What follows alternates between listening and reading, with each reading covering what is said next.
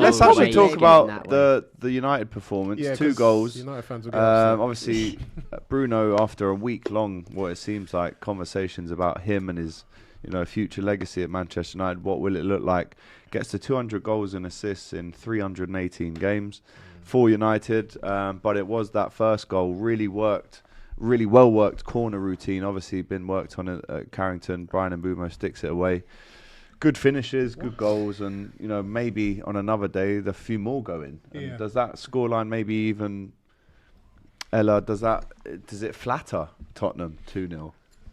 I mean, perhaps just because of the dominance in the end, but I think United fans will be pretty pleased with the result anyway. I mean, all you have to do is just look at the turnaround in results, not even just performance, but results under Michael Carrick. And I said this down on AFTV earlier. I think it brings up 2 points. One is that obviously Michael Carrick is doing an amazing job. Objectively, he is.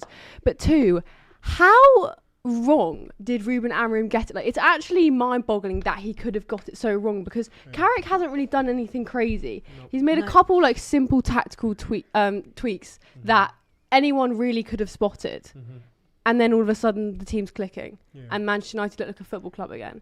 It's bizarre. I mean, the Cobby thing for me, 4 starts, 4 wins. Ridiculous. How Ruben Amorim was so he has to play stubborn in his way of thinking and really, keeping him under wraps when you unleash him like that.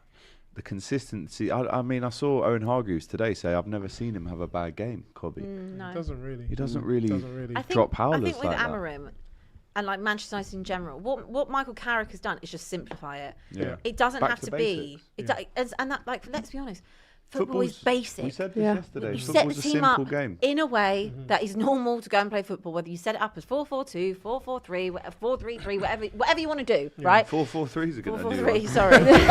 no keeper. No keeper. I don't know what I take that as first, to be honest with you. I think Vicario saying that. Rush keeper. It doesn't need to be overcomplicated. And I think that over the years where we've had Pep that likes to obviously overcomplicate things at times, everyone wants to try and be the next Pep or do the next Pep thing.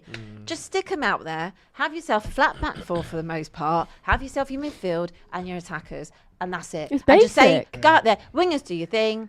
Strikers do your thing. Defend. It really ain't that hard, okay? And I just think when it comes to it, what Manchester United have been through in the last, 10 years? Decade. Like having someone 13 come years. in that knows the club and just says, obviously he's a good manager, by the way. Like, I think he's really good. And he would be someone that I would have looked at as well for Spurs. Like, really? Like a young and upcoming manager. Like, I'm fine with a project manager if they play nice Is that football. not what Thomas Frank... No, because they have to play nice football.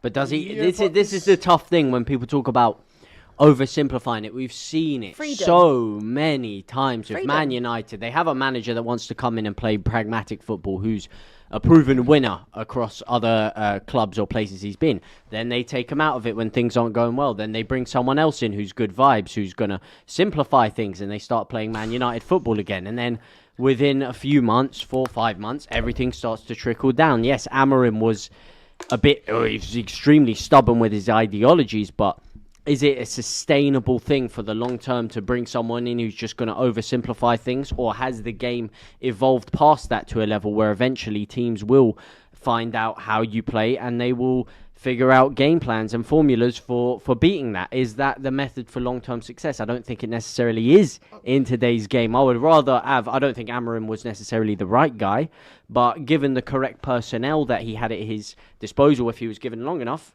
you could have seen things potentially start to turn around, because they did have good patches. They had good patches this season under Ruben Amorim. I don't agree with everything. Kobe Mainu, for example, I think should have been playing. They could have went back-to-back games. That's what I mean. It was win-lose. With the hair. He Every didn't cut his single hair for how long? He still hasn't cut it.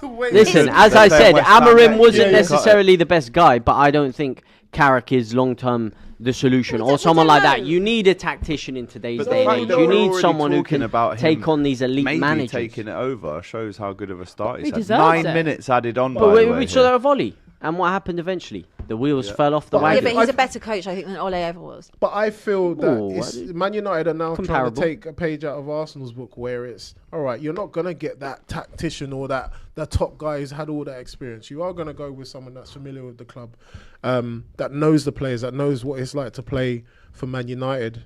And yeah, he's more or less simplified it, but I think there's a few key figures. Obviously, Martinez coming back. Yep. Centre back has been solid. Maguire as well. Their back line and their keeper is probably Lamans.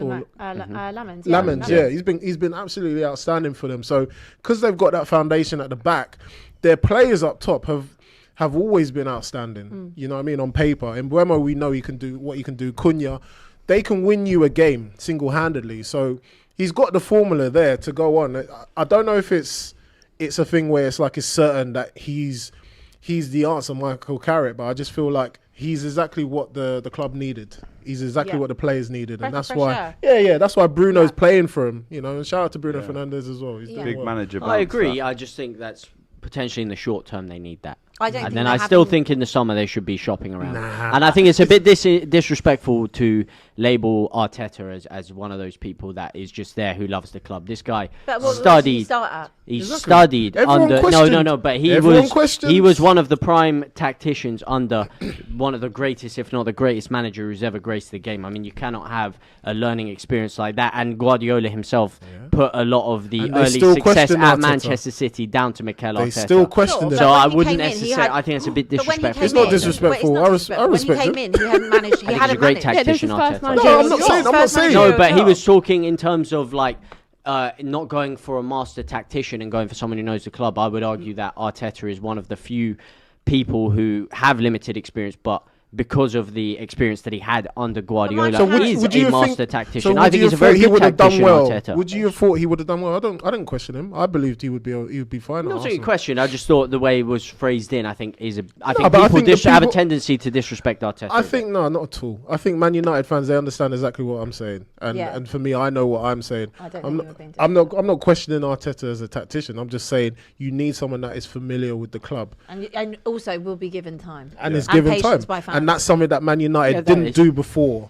Or in the sense, obviously, with Amarin, they were a bit stubborn. But I just think the biggest thing, just to, obviously, if we tie it up with Man United, is Amarin was very stubborn. And he kept saying, his mindset was, we have to suffer. And I was thinking, we don't have to suffer. Exactly. We don't have squad we've ever had. So how do you think that's gonna pass on to your players? How are they gonna play? How are they gonna perform? Carrick has just removed that stigma, and obviously he's given them that freedom to be confident. Exactly. So go out there and play. Go out there and play the Man United way. So yeah, it is entertaining football. I was hurtful when they beat us, but I'm happy that the sleeping giant has now been awoken. So yeah, fair play to them. Right. Speaking of Arteta, we go then to Arsenal. Zubimendi and 2 Gyökeres goals make it 3-0 and 3 points. Assist there for Trossard, Havertz, and Gabby Martinelli. Really good assist from him right at the end. Did you make tough work of it, or did Sunderland push you right up until they couldn't push you anymore? Yeah, I feel like we was very apprehensive with the previous game that we had.